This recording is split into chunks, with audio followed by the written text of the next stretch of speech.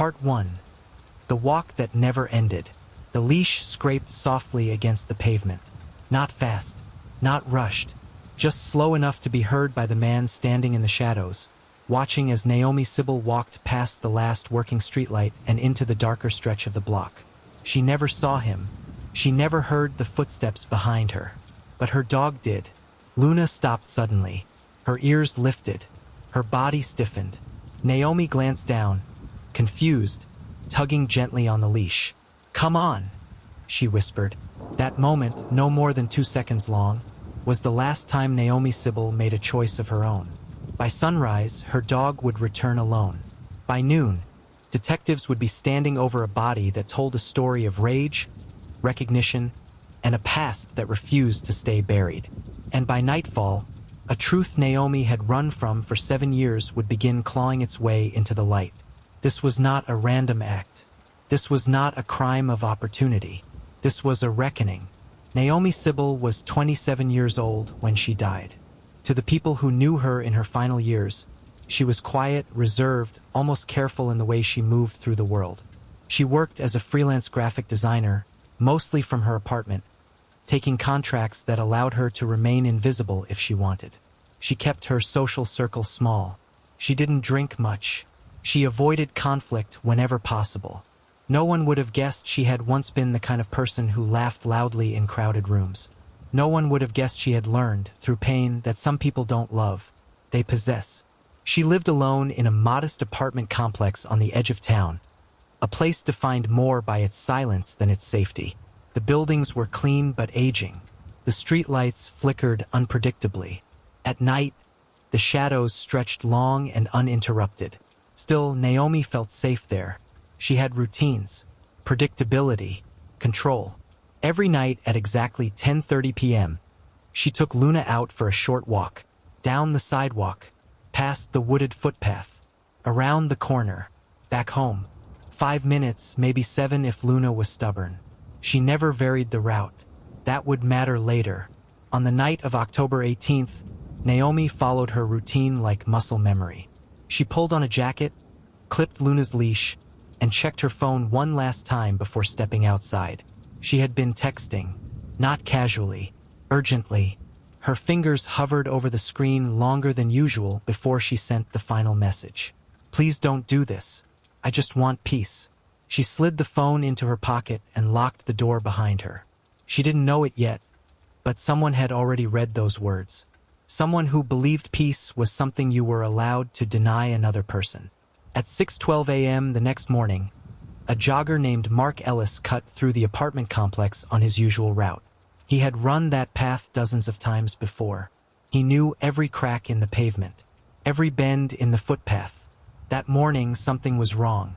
Near the edge of the wooded trail, he noticed a single shoe lying on its side. Clean, unscuffed, completely out of place. He slowed. Then he saw the disturbed ground. Then he saw her. Naomi Sybill's body was partially concealed behind low brush, positioned in a way that suggested movement, desperate movement, had stopped too suddenly. Her hands were raised, palms scarred with defensive wounds. Her wrists were bruised dark and deep, as if someone had held her there while she struggled. Her face was turned slightly toward the path, as if she had been trying to see her way out. Police arrived within minutes. Patrol cars sealed off the area. The quiet neighborhood woke up to flashing lights and whispered fear. Detectives quickly determined what neighbors would not want to believe. This was no accident. There were signs of a prolonged struggle, evidence of rage, injuries that spoke not just of violence but of intention. Naomi's phone was missing. Her wallet was still in her bag. Her keys were still in her pocket. Her apartment showed no signs of forced entry, and her dog Luna was nowhere near her. Hours later, Animal Control found Luna wandering 2 streets away, leash still attached, paws caked with mud. She was unharmed. She had escaped. Naomi had not. The town reacted the way towns always do after a murder. Parents warned their children. Police began digging into Ethan's past. What they found was not reassuring. There were arrests, bar fights, assault charges, drug possession. Most had been quietly pled down or dismissed. There were police reports involving former partners who described eerily similar patterns. Obsessive behavior, explosive jealousy, apologies followed by threats. One woman had filed for a restraining order. Another had disappeared from social media entirely. And Naomi? Naomi had nearly disappeared from his life once before. Nearly. Cell phone records revealed the final piece. Ethan Rowe's phone had pinged a tower less than a mile from Naomi's apartment on the night she was killed. When detectives located him in another state and asked if he had spoken to Naomi recently, he said no. When they showed him the data, his expression changed. Not to fear, to something colder, something resentful. And then he said the words that would redefine the entire case. She knew I'd come back eventually. That was the moment investigators realized Naomi Sybill hadn't been hunted by chance. She had been waited for. Part 2. When love turned into control. Naomi Sybill didn't fall in love with Ethan Rowe. She fell into him. That distinction would matter later, when people tried to understand why she stayed as long as she did, and why leaving nearly cost her everything.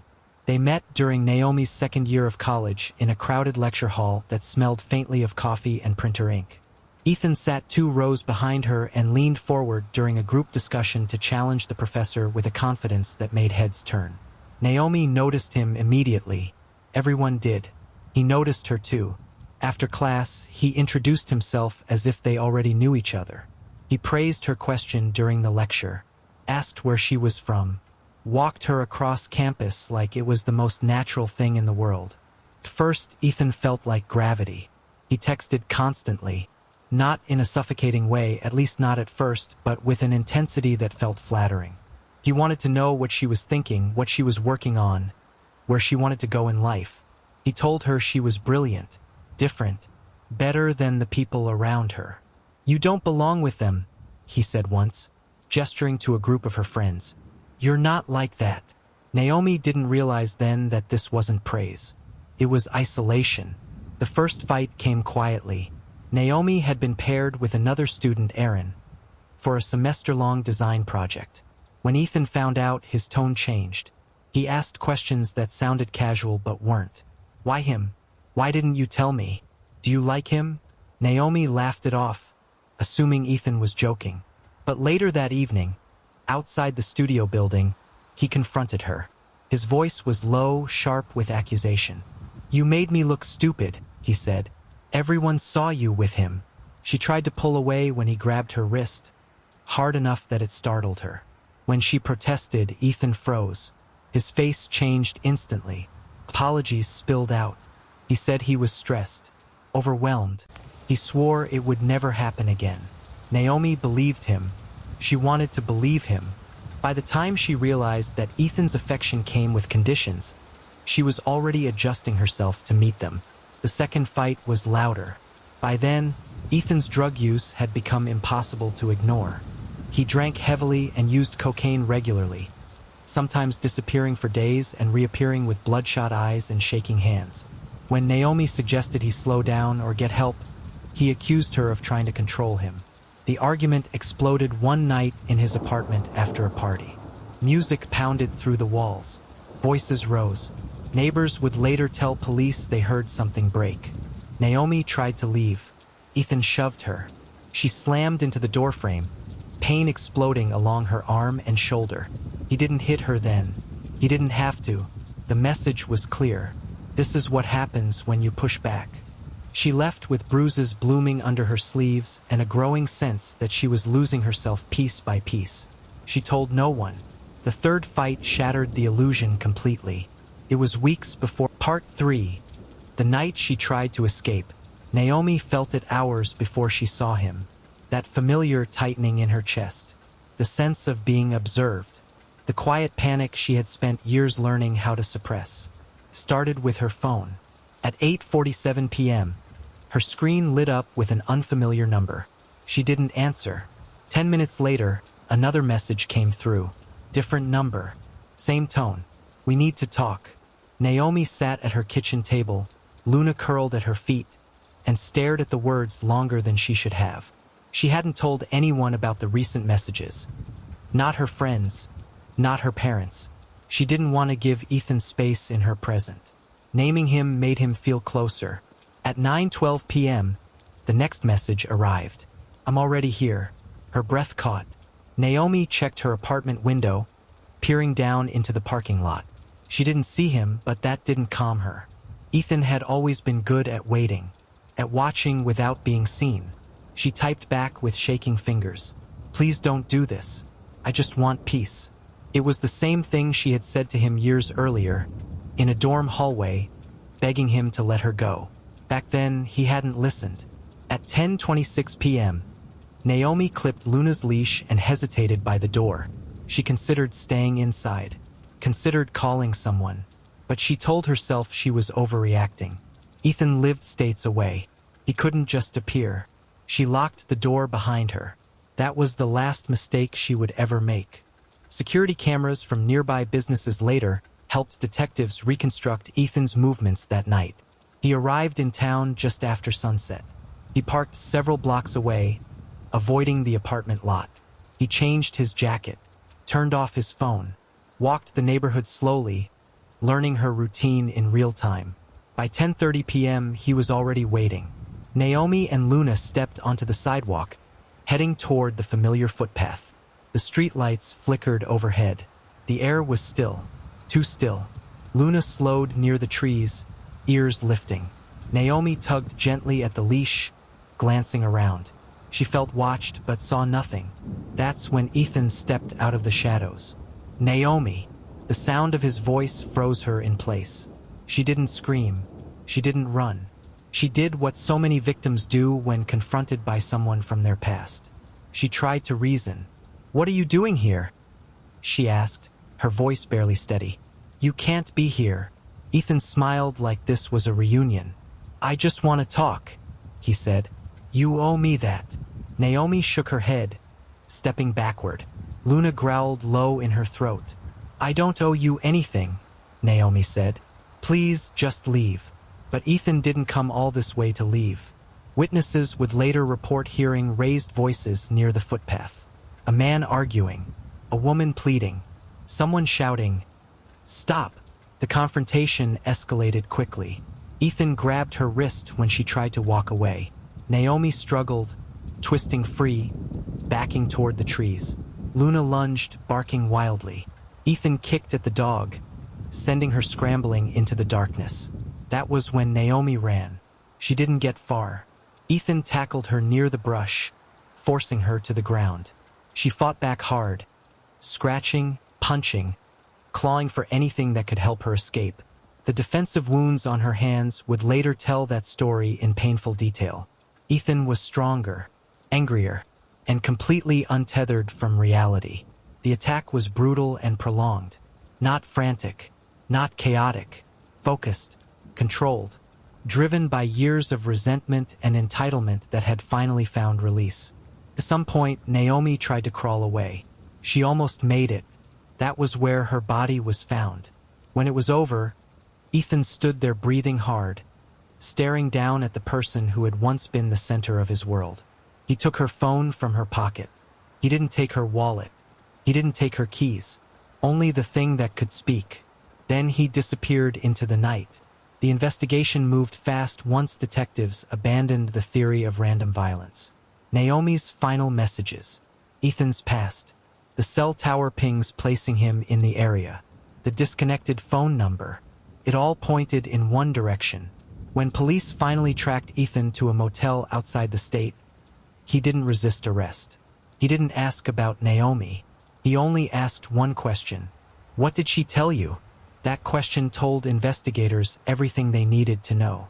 But the case was far from over, because what Ethan would say next during interrogation would reveal not only how Naomi died, but how close she came to saving herself, and how long Ethan had been planning this moment.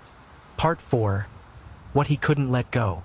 Ethan Rowe sat perfectly still in the interrogation room. His hands were folded neatly on the table. His posture was calm, almost rehearsed. To the detectives watching him through the one-way glass, he didn't look like a man who had just taken a life. He looked like a man who had been waiting to be heard. The first words out of his mouth weren't denial. They weren't remorse. They were resentment.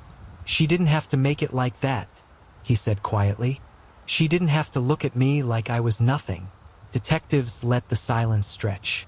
They knew better than to interrupt someone who was unraveling himself voluntarily. Ethan spoke for hours. He described Naomi in obsessive detail, the way she used to tilt her head when she was annoyed, the cadence of her laugh, the exact phrasing of arguments from years earlier. He spoke as though time had collapsed, as though the 7 years between college and her death had never existed. To him, she had never left. When asked why he came to her apartment that night, Ethan didn't hesitate. "She owed me closure," he said. "You don't get to take that from someone." Investigators confronted him with the evidence. The cell phone records, the burner numbers, the messages Naomi sent begging him to stop. Ethan shrugged. "She always did that," he said. "Acted scared when she didn't get her way." That was when the mask slipped. Because Naomi hadn't been manipulating him. She had been surviving him. As the interrogation continued, Ethan admitted more than he seemed to realize. He spoke of following Naomi weeks before the murder, learning her routine, watching her from a distance. He admitted disconnecting the phone afterward. "I didn't want her version of things to be the only one," he said. In that sentence, prosecutors would later find the heart of the case. Ethan wasn't trying to escape justice. He was trying to control the narrative. The trial began 8 months later. By then, Naomi Sybill's name had become synonymous with fear and outrage in the community. The courtroom was packed every day. True crime journalists filled the back rows. Naomi's parents sat rigidly in the front, holding hands but never looking at the defense table. Ethan never once looked at them either. The prosecution dismantled his story piece by piece. They introduced Naomi's hospital records from college. The swollen lips, the bruises, the nurse's unanswered question. They presented testimony from former partners who described the same pattern. Charm, obsession, violence, apology, escalation. They showed the jury the messages Ethan sent in the weeks before Naomi's death. Messages that shifted seamlessly between remorse and entitlement. "I just want to talk. You owe me. I can't lose you again."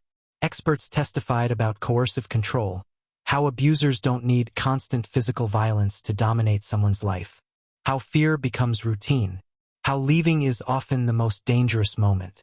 When the prosecution played Naomi's final message aloud, the courtroom went silent. "Please don't do this. I just want peace." That sentence followed Ethan like a shadow for the rest of the trial. The defense argued emotional distress, claimed Ethan had acted in the heat of the moment, claimed drugs and alcohol clouded his judgment. But the jury had seen the timeline. This wasn't impulsive. This was planned. When the verdict came back, guilty of first-degree murder, Ethan showed no visible reaction. No tears, no anger, just a tightening of his jaw. At sentencing, Naomi's mother stood and spoke. "She spent years trying to disappear from you," she said, her voice steady despite the tears. "And you chased her until she couldn't run anymore." Ethan was sentenced to life without parole. As deputies led him away, he finally turned toward Naomi's family. Not with regret, with frustration, as though something had still been taken from him. Today, the apartment complex looks the same. The streetlights still flicker. The footpath still winds through the trees. Most residents have moved on. But not everyone. A small plaque sits near the spot where Naomi was found. Easy to miss unless you know where to look. It reads, "In memory of Naomi Sybill. May peace find you where safety failed." Luna was adopted by Naomi's parents. She still stops sometimes on evening walks, ears lifting toward the shadows, waiting. Because Naomi's story isn't just about a murder. It's about a man who mistook control for love. About a woman who tried to escape quietly. And about how the past, when left unchallenged, can become lethal. If there is anything Naomi's case teaches us, it's this: the most dangerous people are rarely strangers. They are the ones who refuse to let you go.